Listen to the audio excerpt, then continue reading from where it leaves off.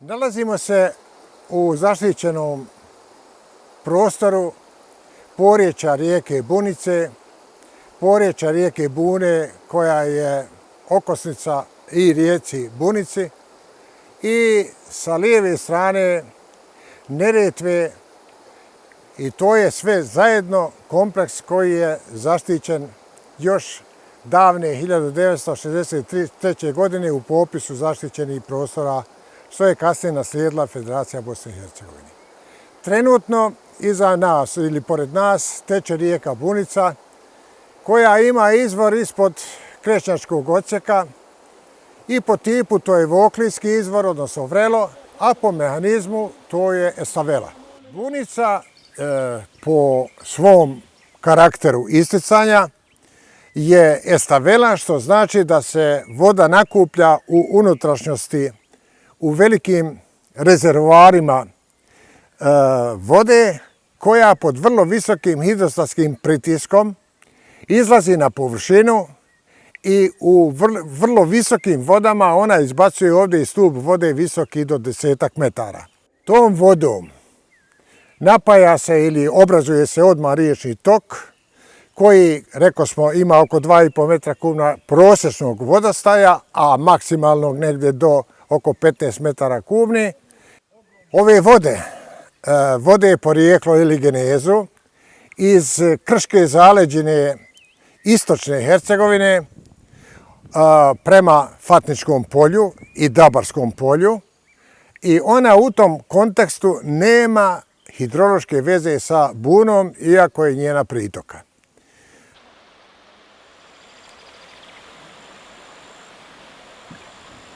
Naša trenutna pozicija je vrelo rijeke Bune, koje izvire ispod vrlo moćnog blokovskog tipa Krčkog odsjeka, pa se u naučnoj hidrološkoj literaturi ovakav tip izvora naziva Voklijskim, a s obzirom da ono izlazi iz jednog velikog zjapećeg otvora oblika pećine, onda kažemo da je ono pećinskog tipa. Što se tiče izlaza ili isticanja vode, ono je kombinacija izvora i vrela. Sa površine mi zapravo vidimo da voda izvire, a ona zapravo vrije, ili drugim riječima ona pod vrlo visokim hidrostatskim pritiskom izlazi iz unutrašnjosti krških šupljina, i na taj način mi zapravo govorimo da je ovo kombinacija izvora i vrela. Prosječno u toku godine daje oko 5 metara kubnih sekundi vode, maksimalno 25 metara kubnih sekundi, a vrlo visoke vode neki spominju podatak da su iznosile nekada i do otprilike 40 metara kubnih sekundi. Ove vrlo visoke vode nastaju u vrijeme intenzivnog otapanja snijega u kombinaciji sa padavinama, i to kišnim padavinama, koje se procjeđuju iz Nevesinskog polja prema dubljim horizontima, i ovo je zapravo nastavak rijeke Zalomke koja na ovom prostoru, jednog dijela Zalomke koja na ovom prostoru ističe. Ovaj prostor zajedno sa ovim urbanim ansamblom, Tekijom, koja se nalazi neposredno ispod ovog Krešnjačkog odsjeka, je zapravo spomenik prirode, ali spomenik, što se kaže, prirodnog nasljeđa. I zato je on toliko bitan za nas iz razloga što ovdje se sučeljavaju antropogeni elementi davne arhitekture, ne govorimo o novoj, i prirodni ambijent koji ima svoju nemjerljivu vrijednost.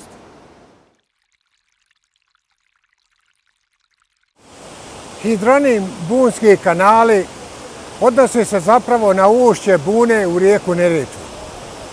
To je predisponirani tektonski rasjed u koji se uliva rijeka Buna sa vodopadima u dužini oko 650 metara. Ovo je jedinstven hidrološki sistem jer je zapravo korito rijeke Une u predisponiranoj tektonskom koritu, prema kome se otprilike na 2 metra visine vodopadom završava rijeka buna, lijeva pritoka rijeke Neretve koja je vrlo izdašna i prosječno donosi negdje oko 10 metara kubni sekundni vode. Ovaj dio je potpuno sedronosan i sedra kao pojava hidrografska nastaje u veoma čistim vodama, koje imaju pH vrijednost negdje oko 7,5 i temperaturama vode negdje oko 9,5 do 10,5 stepeni Celzijusovih. Rast sedre zavisi prevashodno od prirodno-geografskih uvjeta ili hidroloških uvjeta o kojima sam govorio. Ako se bilo koji element poremeti, onda sedra obara, odnosno ona se pretvara zapravo u suh oblik, a suh oblik se dalje troši i pretvara zapravo u pijesak. Da sedra nastaje ili raste u čistim vodama, a obara ukoliko su vode nečiste ili ima manja količina, protočna količina vode. Zbog ovoga govorim da je sedra na ovom području veoma bitna i ona je u odnosu na korito rijeke Neretve, koja u ovom prostoru brzo teče i odnosi zapravo ili erodira svoje korito, je sedra akumulirala negdje oko 2,5 metra visine vode u rijeci Buni. I zbog toga ovdje kažemo da je ona završava vodopadima iz razloga što tu sedra je narastala, a ne da je ona zaostala zapravo za donjom hidrološkom bazom rijeke Neretve. Zbog ovih razloga ovaj savukupni prostor koje nazivamo bunskim kanalima su veoma bitni i zbog toga što predstavljaju raritet, prirodni, hidrografski, biološki i tako dalje, ali u isto vrijeme taj raritet je veoma diverzitetan i trebalo bi ga sačuvati za onakav kakav jeste u budućnosti. Bilo kakve antropogene radnje u ovom slučaju na bunskim kanalima su neprihvatljive, jer bi zauvijek ovaj prostor ostao bez hidrografske funkcije ovako kako jest ona u prirodnom obliku. Ovo što se planira za izgradnju mini hidroelektrana na ovom području, i to protočnog tipa, na bazi onoga što smo vidjeli u projektnom zadatku, bi uništilo ovaj prirodni hidrografski sistem i onda on više ne bi funkcionisao po prirodnim osobinama, nego bi zapravo bio totalno antropogen. Iz ovih razloga bilo kakav antropogeni zahvat je nedopustiv, već se ovaj prostor treba njegovati, čuvati radi posjete znatiželjnika prirode i prirodnih rijetkosti, a naravno ovo je jedan od indikacionih elemenata koji može biti nadopuna turističkog sadržaja Mostara, Hercegovine i šire.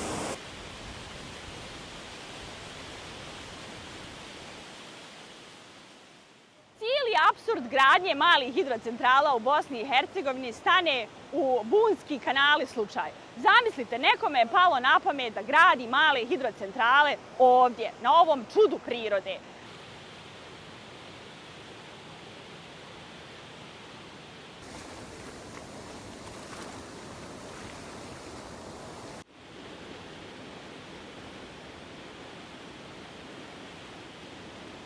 Hidrocentrale inače su objekti koji su u 2020. godini njih preko 100 proizveli svega 2,2% struje.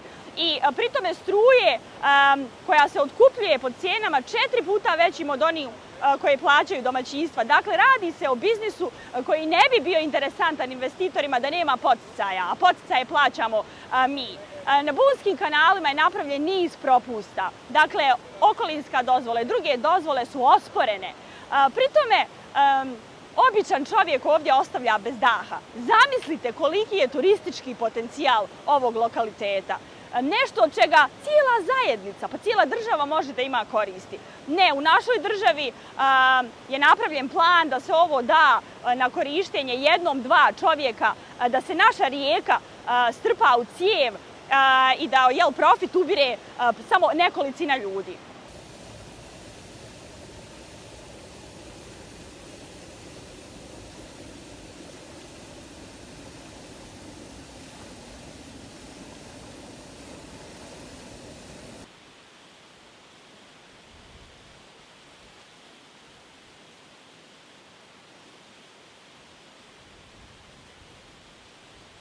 Sam lokalitet ušća rijeke Bune i ovaj kanal Čupovo je jedinstven fenomen u Bosni i Hercegovini kao i na Balkanu gdje se jedna rijeka zbije u 4 metra. Ovdje ispod mosta je kanal dubok 14 metara.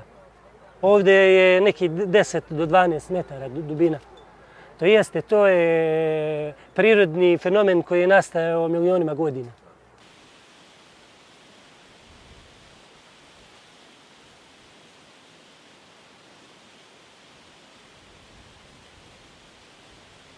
Betonizacija počinje odavde od sjevera, to jeste prije ušća rijeke Bune, gore nekih 100 metara i završava skroz kraj prvog tunela ovdje dole. To je sigurno preko kilometar betonskih zidova na ovoj lijevoj strani uz magistralu. Samo ušće rijeke Bune to znači kompletno betonizirano. Kao i ova druga strana gdje će strojarnica biti, ona iznosi oko negdje 600 metara betonskih zidova, visine 3 metra. To jeste ovo, kad bi se izgradio, bio bi zločin u prirodi.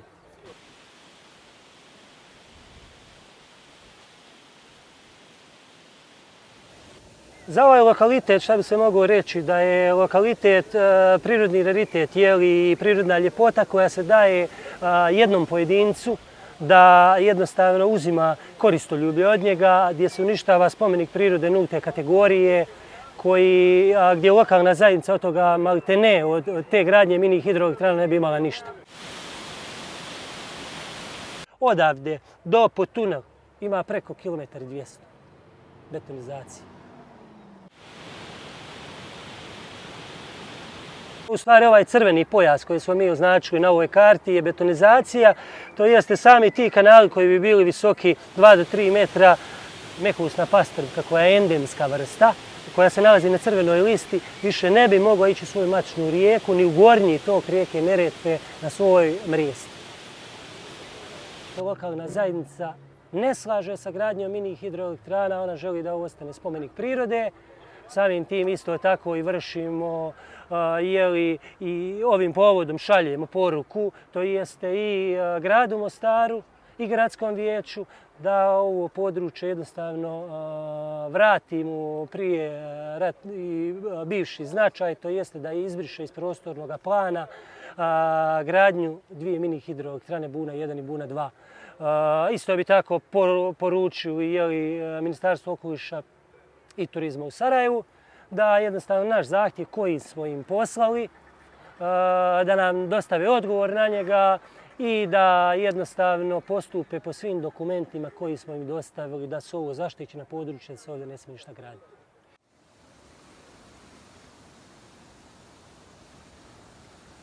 Jeste ovo klasični ekocid i stvarno ne razumijem te ljude koji mogu ovako nešto da unište i da gledaju samo profit u ovome, a ne da vide ovu ljepotu koja jeste takva i da vide tu taj neki drugi profit, da kažemo tako, ali turistički, gdje možemo dovući mnogo stranih turista, ali i domaćih koji mogu uživati u ovim blagodetima i čuvati ih pri tome. Kojeg god dijela Bosne i Hercegovine mi ćemo doći da im pružimo podršku i da glasno kažemo da ne damo da se uništavaju ovakvi biseri u našoj državi.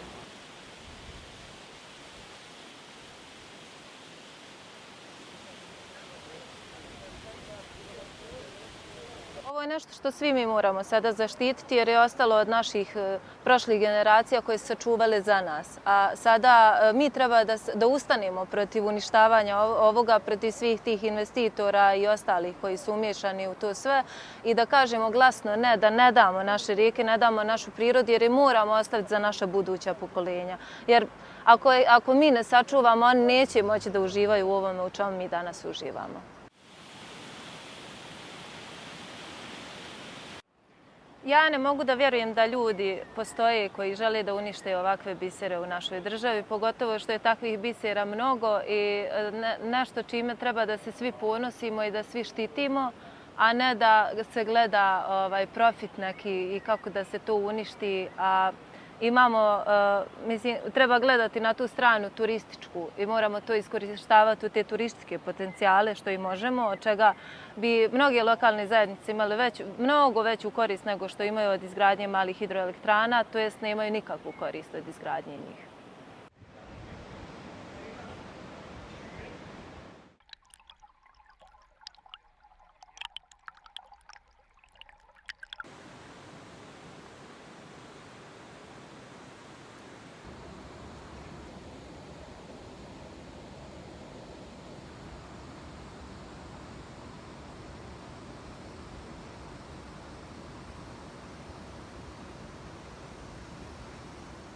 Bosanska sela mogu biti bogatija od švicarskih sela. Našu prirodu, ove turističke potencijale treba zaštititi i omogućiti da puno seljaka, ljudi u Bosni i Hercegovini ima od toga korist, a ne eksploatisati prirodu i dati je na službu za profitabilnost jednog ili nekoliko ljudi.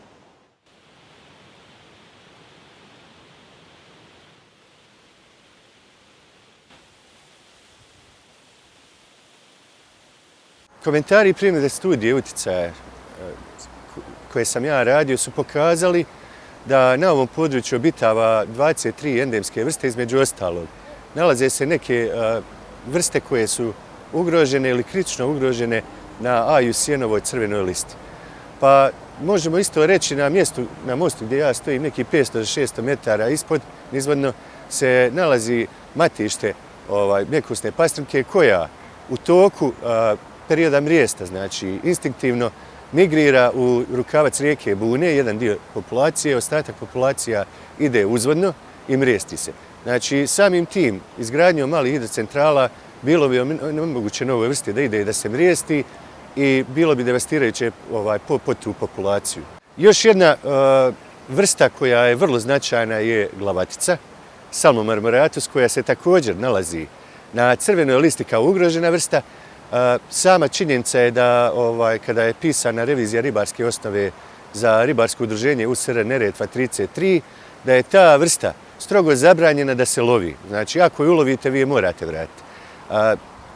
Imamo još jednu našu autohtonu vrstu, to jeste potočna neretvanjska pastrnka, jadranskog sliva, koja u zadnje vrijeme je postala jako rijetka. Čak šta više, jedna od hipoteza je da je ona malte ne skoro pa u potpunosti decimirana.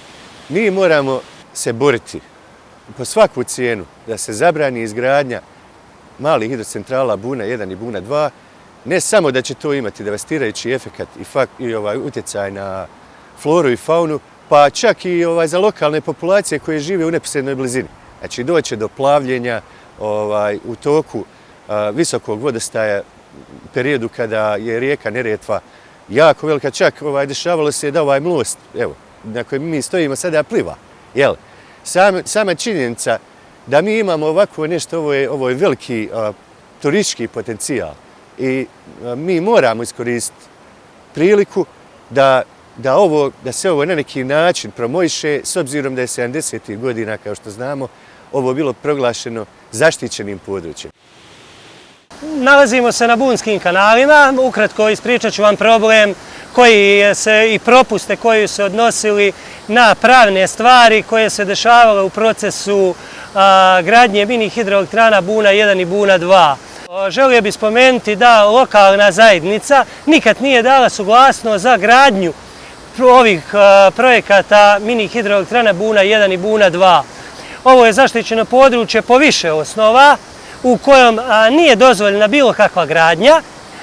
Takvo područje ministarstvo nije smjelo izdati okolinsku dozvolu koju je izdalo investitoru pod ovim uvjetima koje smo mi dokazali. Što se tiče izdavanja urbanističke suglasnosti, Odjel za urbanizam je 2 puta donio rješenje u korist nas, gdje je isto uvidio da su urađene mnoge nezakonite stvari i jednostavno investitor nije dopustio ni im dao rješenje urbanističke suglasnosti za gradnju mini hidroelektrana Buna 1 i Buna 2.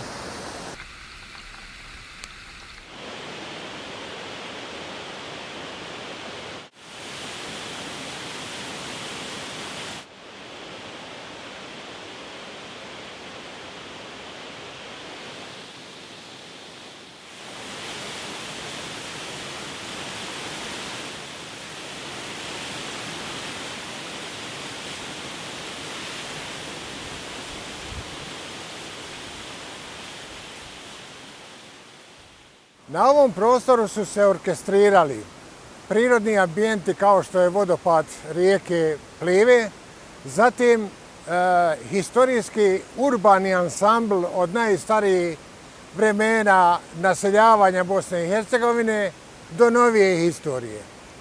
I to zajedno čini jedan ansambl koji ima izuzetnu turističku vrijednost i zbog toga se Jajce ubraja u veoma važne turističke destinacije Bosne i Hercegovine.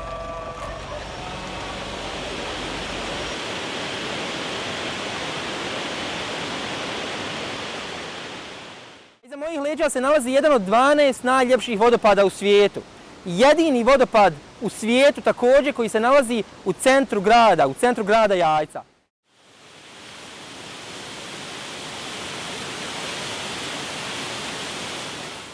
Grupa investitora udruženih sa određenim političkim grupacijama iz Jajca je došla u Jajce s namjerom da izgrade ne jednu, već dvije mini hidrocentrale nekih 300 metara od vodopada iza mojih leđa.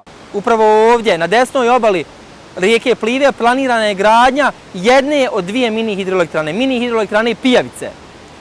Ta mini hidroelektrana bi jednim dijelom vodu odvodila sa samog korita rijeke Plive i tu vodu vraćala ponovo u korito rijeke Plive. Ona direktno šteti koritu rijeke Plive, ribama, vegetaciji, sedri koja izgrađuje i samo korito i sam vodopad. Druga mini hidroelektrana nalazi se na jednoj višoj, 100 metara višoj lokaciji, na upravo ovom ovdje lokalitetu. Radi se o još opasnijoj mini hidroelektrani. Mini hidroelektrana Elektrobosna bi direktno uzimala vodu sa Velikog Plivskog jezera kanalom dugim 3,5 km i ta voda ne bi se nikako više vratila u samo korito rijeke Plive. I ta voda koja bi inače išla na vodopad ne bi išla direktno na vodopad, već u sasvim drugu rijeku, u rijeku Vrbas. I kao takva ta mini hidroelektrana direktno šteti vodopadu rijeke Plive.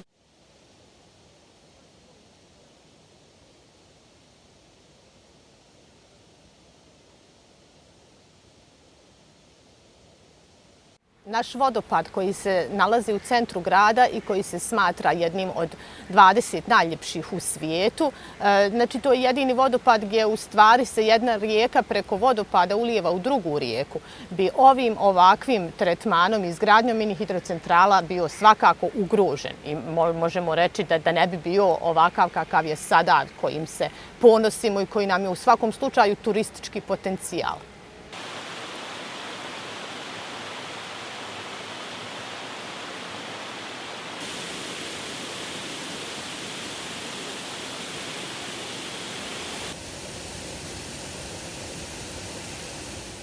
Bilo kakvim djelovanjem u smislu gradnje novih hidroelektrana na ovim prostorima, mi ćemo izgubiti ta područja i izgubit će svoju atraktivnost i zasigurno ćemo žrtvovati turizam da bi proizvodili određenu hidroenergiju.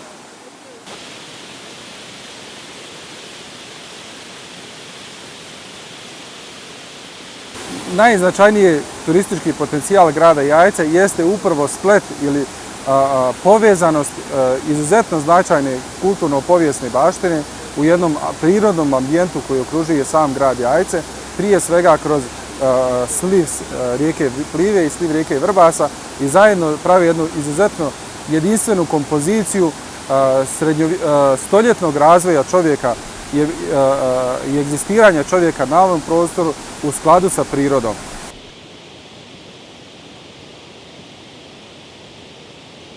Jedna i druga sedra su veoma bitne jer one zapravo čine kaskade u riječnom koritu, a čineći kascade onda se voda preko njih preliva u obliku veoma impresivnih preliva, zatim vodopada i manje kaskada.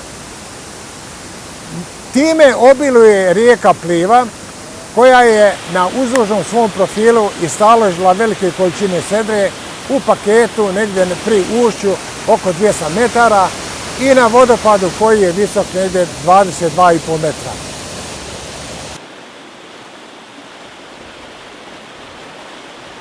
Ovo je sedra.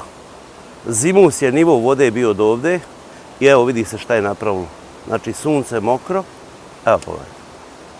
Mokro suvo. To je to devastiranje koje se dešava. Voda je bila do ovdje, evo sad je sunce ugrijelo, evo vidite šta se dešava. Otkida se u komadima. Evo to se vidi.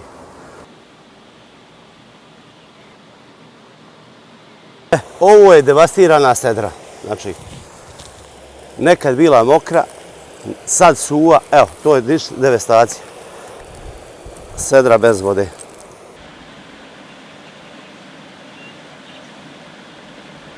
Ovako komadanje i obaranje sedre može nastati i zbog antropogenih djelovanja, iz razloga što se uzmajući vodu, višak vode ili veoma velika količina vode za potrebe hidroenergije, korito može ostati suvo kao što se to desilo 1994. godine, kada je za potrebe veće količine električne energije u ratno vrijeme trošena velika količina vode, onda je došlo do obaranja sedre, pa su tada nastradali i vodopadi u samom mjestu Jajcu.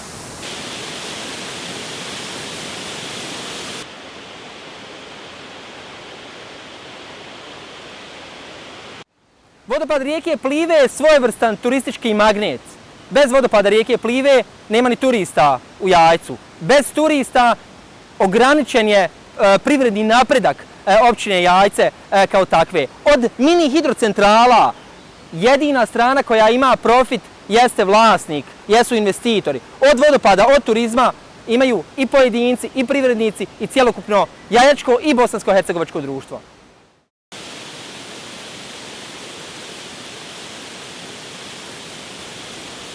I naša zemlja zajedno sa Plivom i sa Unom čini riječni biser, što bi se kazalo, Bosne i Hercegovine, i u tom kontekstu njih bi trebalo sačuvati kao prirodne atrakcije, a ne za bilo kakvu antropogenu upotrebu.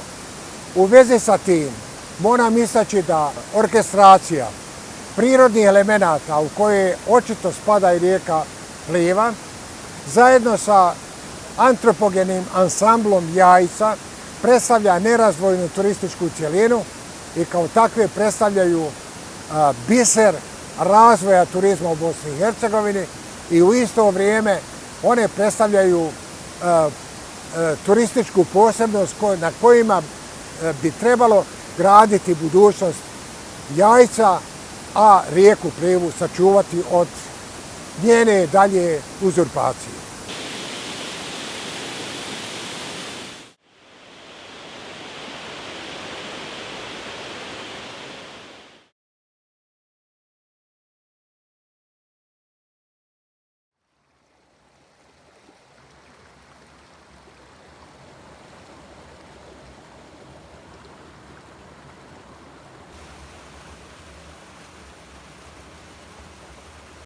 To je vodeni tok koji ima 40 otprilike kilometara dužine i teče planinskim sklopom sa dubokom riječnom dolinom u kome se obrazuju padavinske vode i s obzirom na nenaseljeni prostor one nose potpuno čiste vode koje bi se naravno mogle koristiti. Mini hidroelektrane su inače rak rana u ovakvim pejzažnim uvjetima koje uvode svu vodu, gotovo svu vodu, u cijevi za pokretanje turbina koje proizvode enormno malu količinu električne energije s obzirom na štete koje one nanosi. S obzirom na značaj ugra koji nosi uglavnom pitke vode i ove količine električne energije koja će se dobiti uvođenjem u cijevi mi zapravo gubimo dragocjenost ovog vodenog toka kojeg praktično neće biti na cijeloj svojoj dužini od izvorišta do ušća. Ovo je primjer kako i na koji način se gazduje nepravilno sa vodama u Bosni i Hercegovini, posebno u posljednja 2 desetljeća, kojim ćemo izgubiti sve vodene tokove koji nose i koji mogu snabdijevati stanovništvo sa pitkom vodom.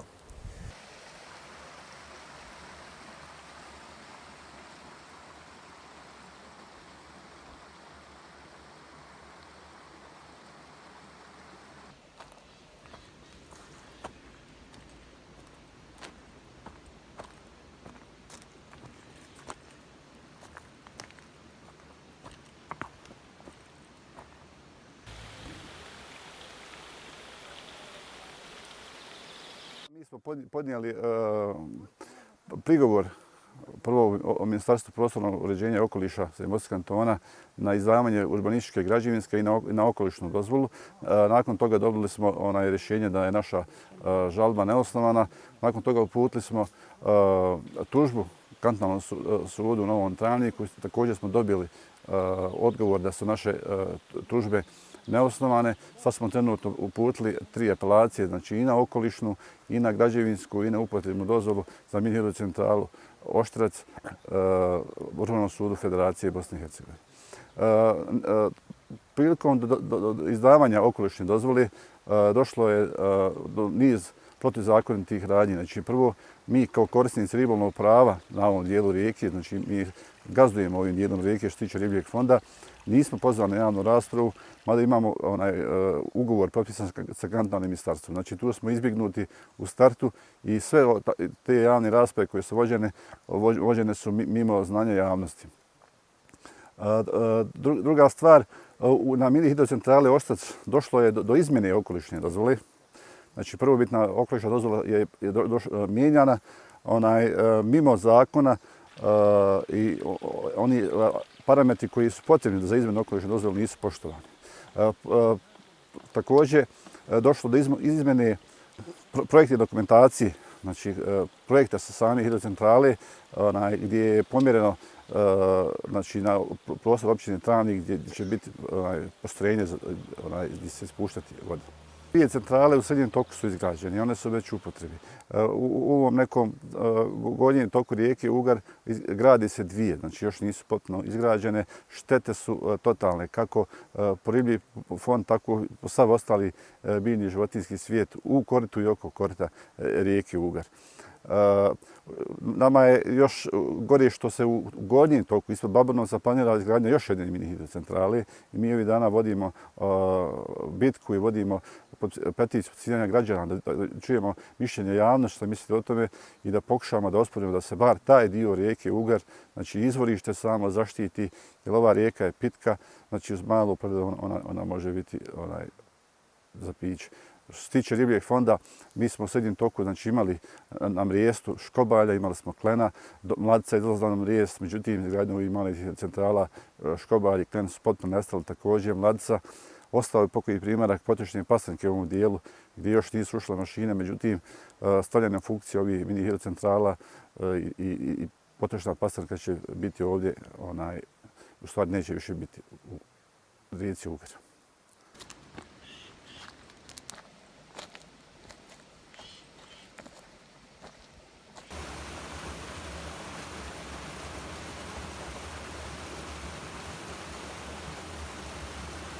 Drugim riječima, mi ovdje koncesijom dajemo, prodajemo strancima naše prirodno blago. A prirodno blago u ovom slučaju je voda koja je zapravo i u našim dokumentima i prozvana kao prirodnim blagom. To je najveći problem inače koji se ovdje dešava, što mi nemamo programskih istraživanja, što zatim nemamo projekata koji govore da li je nešto važno, odnosno da li je važno od važnijeg. Nemamo okolinski, odnosno studija utjecaja na okoliš koje bi kvalitativno obradile ovaj prostor, na bazi koji bi zapravo mi se mogli odlučiti da li za ili protiv. Mi toga nemamo. I treća, odnosno posljednja najvažnija stvar je ovdje što je u nenaseljeno područje i što nisu koncesionari imali ovdje s kime da razgovaraju što se tiče onoga dijela koji se odnosi na studiju utjecaja na okoliš gdje se mora razgovarati sa lokalnim stanovništvom da li je ono za i protiv.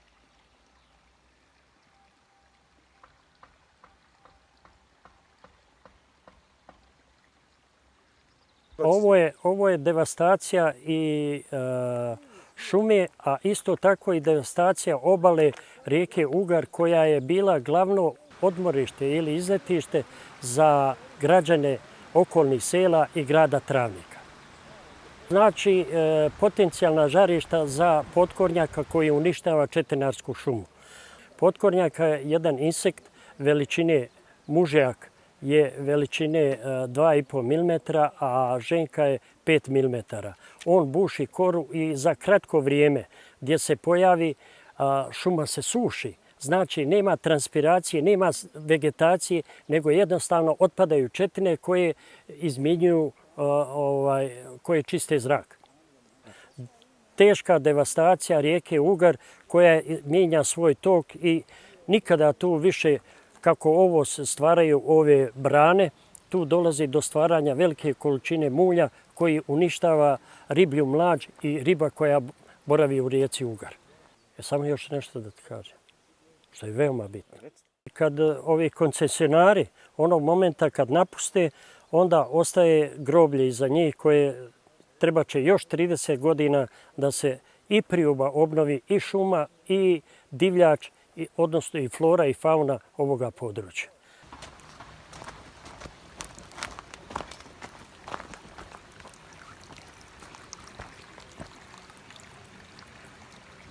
Brane na prirodnim tokovima, kao što je Ugar, su rak rana za prirodne pojave i procese koji se odvijaju neovisno od čovjeka i koje imaju svoje zakone i zakonomjernosti.